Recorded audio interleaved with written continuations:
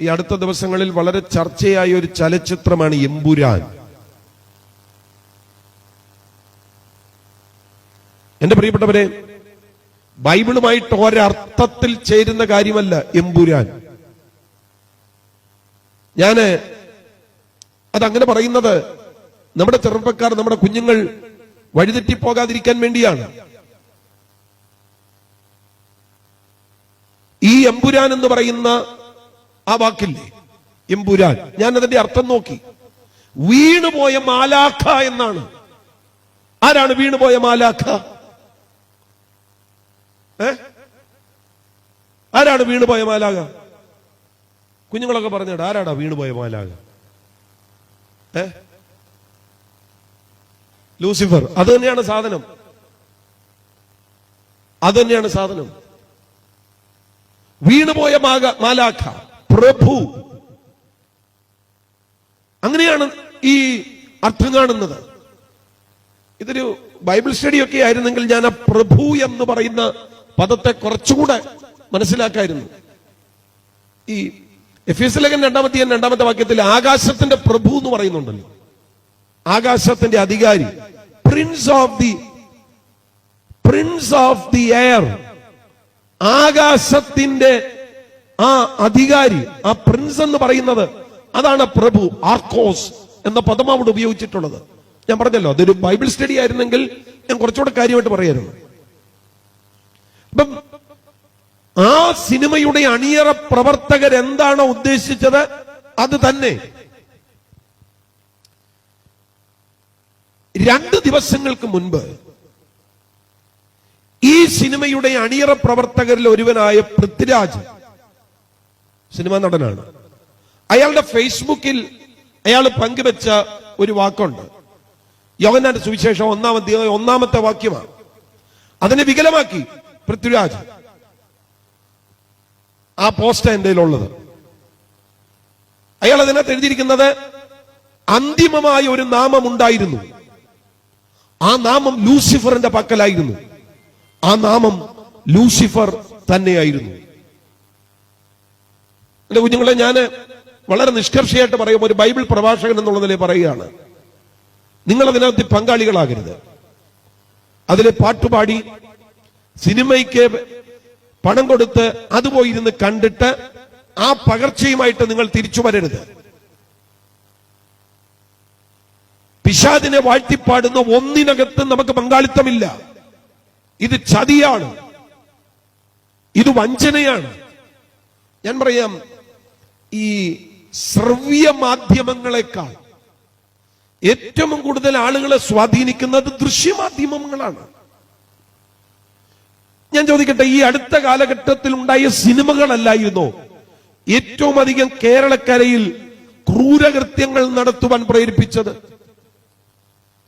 ഒരു കൊലപാതക രീതി തന്നെയുണ്ട്, ദൃശ്യം മോഡൽ കൊലപാതകം. കേരളത്തിൽ തന്നെ എത്ര കേസുകൾ അതിന്റെ പേരിലുണ്ടായി. ഒരു മനുഷ്യനെ തല്ലിക്കൊന്ന് കുഴിച്ചിടുക, എന്നിട്ട് അതിന്റെ മീതെ ഒരു നായയെ കൊന്നിടുക. ദൃശ്യം മോഡൽ കൊലപാതകം, വയലൻസും ഇതുപോലെയൊക്കെയുള്ള സകല നീതിയെയും അവഹേളിച്ചുകൊണ്ട്, സകല മാനുഷിക മൂല്യങ്ങളെയും തട്ടിത്തകർത്തുകൊണ്ട്, തിന്മയുടെ ശക്തിയെ ദൈവത്തിന്റെ സ്ഥാനത്ത് പ്രതിഷ്ഠിക്കുന്ന, വഞ്ചിക്കുന്ന, ചതിക്കുന്ന വ്യാപാരങ്ങൾ അത് ഈ കാലഘട്ടത്തിൽ വളരെ സജീവമാണ്. എന്നോട് പണ്ടെങ്കിലും രാമൻ പറഞ്ഞാട്ട്, നമ്മൾ പാടേണ്ട പാട്ട് ഇല്യൂമിനാറ്റി ഒന്നുമല്ല. നമ്മൾ പാടേണ്ട പാട്ട്, മക്കളെ, ഇല്യൂമിനാറ്റി ഒന്നുമല്ല നമ്മൾ പാടേണ്ടത് കേട്ടോ. നമ്മൾ പാടേണ്ടത്, ഞാൻ കൊച്ചു പിള്ളേരോട് പറയുന്നത്, കൊച്ചു കുഞ്ഞുങ്ങള് ഏറ്റവും അധികം ഇത്യാദി കാര്യങ്ങളിൽ ആകർഷിക്കപ്പെടുന്നത്. ഞങ്ങളെ പോലെയുള്ളവരൊന്നും ഇതിന്റെ പിന്നാലെ പോവില്ല. പക്ഷേ നമ്മുടെ കുഞ്ഞുങ്ങൾ, കഴിഞ്ഞ ദിവസം എന്റെ മോൻ +2 പഠിക്കുകയാണ്. അവന്റെ ക്ലാസ്സിലെ കുട്ടികളെല്ലാം കൂടെ എമ്പുരാൻ കാണാൻ തീരുമാനിച്ചു. ആ സ്കൂൾ ഇടപെട്ടു. അങ്ങനെ അവരത് ക്യാൻസൽ ചെയ്തു. ഞാൻ പറഞ്ഞത്, അകലം പാലിക്കേണ്ടതിനോട് അകലം പാലിക്കണം. കബളിപ്പിക്കുന്ന, ചതിക്കുന്ന, വഞ്ചിക്കുന്ന തിന്മയുടെ വ്യാപാരങ്ങൾ. നിങ്ങൾ ശ്രദ്ധിക്കേ, ഞാൻ അതിനകത്തെ പദങ്ങളെല്ലാം ഒന്നും പറയുന്നില്ല. ആ പദങ്ങൾ എല്ലാം പറയാൻ എനിക്ക് ഒക്കുന്നില്ല. ഈ വേദിയെ അങ്ങനെ ആ പദങ്ങൾ പറഞ്ഞ്, സ്തോത്രം, എനിക്ക് തരം താഴ്ത്താൻ പറ്റുന്നില്ല. അതുകൊണ്ട് ഞാൻ അതിലെ പദങ്ങളൊന്നും പറയുന്നില്ല. ഒരുപക്ഷെ ആരെങ്കിലും ചോദിക്കും, പാസ്റ്റർ നിങ്ങൾക്ക് എങ്ങനെ അറിയാം ആ പദങ്ങളൊക്കെ? ഞാൻ കണ്ടിട്ടൊന്നുമില്ല. ഞാൻ ഒരു തിയേറ്ററിലും പോയി ഒരു സിനിമയും കണ്ടിട്ടില്ല. എനിക്ക് താല്പര്യവും ഇല്ല. പിന്നെ ഇതിങ്ങനെ ഒരു വിവാദമായപ്പോ ഞാൻ ആ ടോക്കുകൾ കേട്ടു. അത് സംബന്ധമായി ഞാൻ വായിച്ചു. അതിൽ നിന്ന് പിടികിട്ടിയ കാര്യങ്ങളാണ് ഞാൻ ഈ പറയുന്നത്. അപ്പൊ വഞ്ചിക്കുന്ന, ചതിക്കുന്ന, നമ്മൾ ഈ സ്ലോ പോയിസൺ എന്നൊക്കെ പറയത്തില്ലേ, സ്ലോ പോയിസൺ. തിരുവനന്തപുരം ഡിസ്ട്രിക്റ്റിൽ അങ്ങനെയൊക്കെ ഉണ്ടായിട്ടുണ്ടല്ലോ, ഇഷ്ടം പോലെ ഉണ്ടായിട്ടുണ്ടല്ലോ. ഞാനത് സംഭവങ്ങളൊന്നും വിരൽ ചൂണ്ടിക്കാണിക്കുന്നില്ല. ചിലപ്പോൾ ഇവിടെ കാണോ അടുത്തെങ്ങാണോ ആ സംഭവം ഉണ്ടായതെങ്കിൽ എനിക്കറിയത്തില്ല, സ്ഥലവും അറിയത്തില്ല. ഞാൻ പറഞ്ഞത്, ഇങ്ങനെ എന്തെല്ലാം വഞ്ചനകളും ചതികളും ഉണ്ടായിട്ടുണ്ട്. അതുകൊണ്ടാണ് ഞാൻ പറഞ്ഞത്,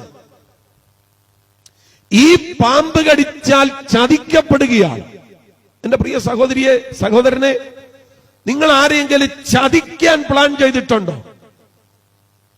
നിങ്ങളുടെ മേൽ ആ ഡിസീവറിന്റെ, ആ ചതിയന്റെ വ്യാപാരമുണ്ട്. നിങ്ങൾ ചതിക്കപ്പെട്ടിട്ടുണ്ടോ?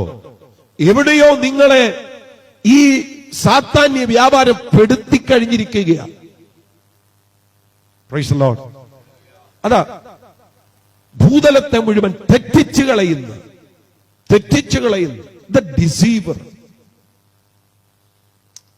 ഇതിനെ ഗ്രീക്കിൽ വിളിക്കുന്ന പേര് പ്ലാനോസ് എന്ന്. പ്ലാനോസ് ഇതെന്നാ ചെയ്യുന്നതെന്നറിയാമോ? പ്ലാനോസ് 3 വിധത്തിലുള്ള കാര്യങ്ങളാണ് ചെയ്യുന്നത്. ഒന്ന്, to lead away from the truth, സത്യത്തിൽ നിന്ന് ജനത്തെ അകറ്റുക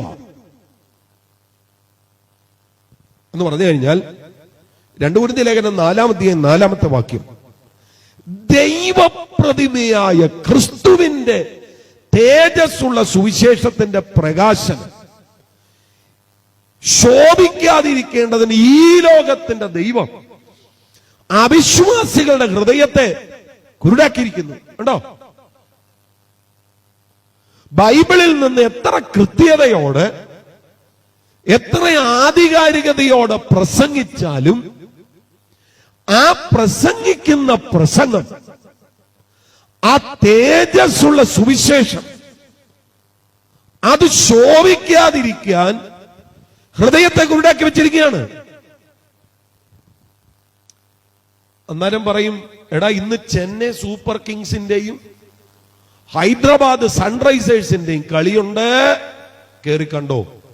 പ്രസംഗം കേൾക്കാൻ വന്നിരിക്കുന്നവൻ ഫോണിൽ ക്രിക്കറ്റ് ഓണാക്കി വെച്ചോണ്ടിരിക്കുന്നേ.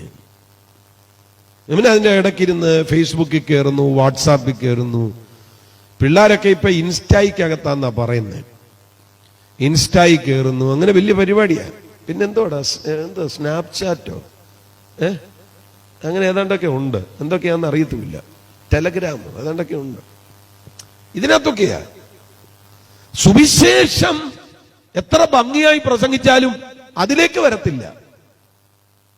എന്താ കാര്യം? കളിക്കാൻ പോകുന്നതിന് മണിക്കൂറുകൾ ഒരു കുഴപ്പമില്ല. പ്രാർത്ഥനയ്ക്ക് വിളിക്കും, ഓ ഞാൻ വരുന്നില്ല, മമ്മി പോക്കോ. എന്താ ഇൻട്രസ്റ്റ് ഇല്ല. എന്തുകൊണ്ടാണ് കുഞ്ഞെ ആത്മീക വിഷയത്തിൽ നിനക്ക് ഇൻട്രസ്റ്റ് ഇല്ലാത്തത്? നന്നായിട്ട് ശ്രദ്ധിച്ചോണേ. എന്താ നിനക്ക് സ്പിരിച്വാലിറ്റിയിൽ ഒരു ഇൻട്രസ്റ്റ് ഇല്ലാത്ത? ഒന്ന് പാടാൻ, ഒന്ന് പ്രാർത്ഥിക്കാൻ, ബൈബിൾ ഒന്ന് വായിക്കാൻ, ഒരു സുവിശേഷ പ്രസംഗം കേൾക്കാൻ എന്നാ നിനക്ക് താല്പര്യമില്ലാത്ത? താല്പര്യം ഉണ്ടാകാതിരിക്കത്തക്ക വിധത്തിൽ ഈ ലോകത്തിന്റെ ദൈവം അതിന്റെ വെനം ഇൻജക്ട് ചെയ്തിരിക്കുക. തെറ്റിച്ചു കളയുന്ന പ്ലാനോസ്, വഴിതെറ്റിക്കുന്ന, വഞ്ചിക്കുന്ന, ചതിക്കുന്ന ആ വ്യാപാരങ്ങൾ, അതാ ഞാൻ പറഞ്ഞത്. അതിന്റെ പ്രഥമ ശക്തിയ to lead away from the truth, സത്യത്തിൽ നിന്ന് അകറ്റിക്കളയുന്നു. അതിന്റെ രണ്ടാമത്തെ പ്രശ്നം എന്താണെന്നറിയാം? Who fools everyone on earth. വിഡ്ഢികളാക്കി കളയുക മനുഷ്യനെ, വിഡ്ഢികളാക്കി കളയുക എന്ന് പറഞ്ഞാൽ അപ്പൻ ഏതാണെന്നറിയത്തില്ല, അമ്മ ഏതാണെന്നറിയത്തില്ല, വിഡ്ഢികളാക്കി കളയുക. മനുഷ്യത്വത്തിന്റെ സകല മൂല്യങ്ങളെയും